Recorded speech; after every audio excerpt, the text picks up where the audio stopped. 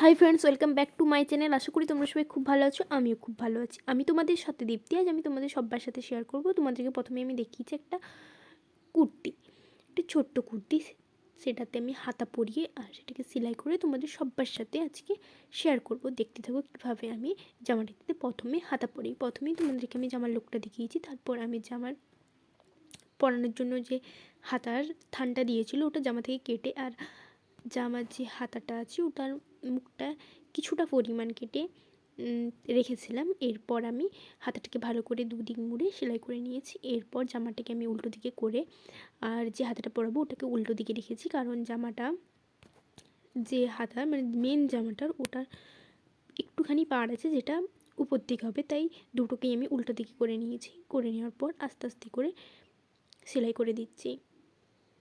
প্রথমে আমার জামার একটা হাতা পরানো হয়ে গেছে, এরপর নেক্সট হাতা আমি সেমভাবে পরিয়ে নেব।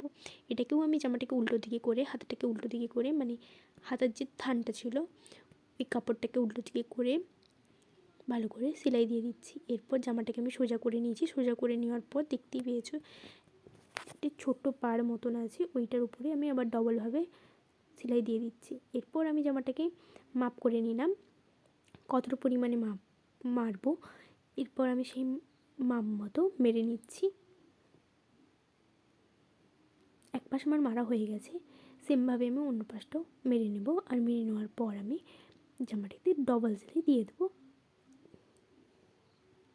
তোমরা যারা যারা আমার ভিডিওটা দেখছো তারা কিন্তু অবশ্যই একটা লাইক দিও, আর তোমাদের যদি আমার ভিডিওটা ভালো লেগে থাকে তাহলে অবশ্যই একবার ট্রাই করে দেখো যাদের কাছে মেশিন আছে।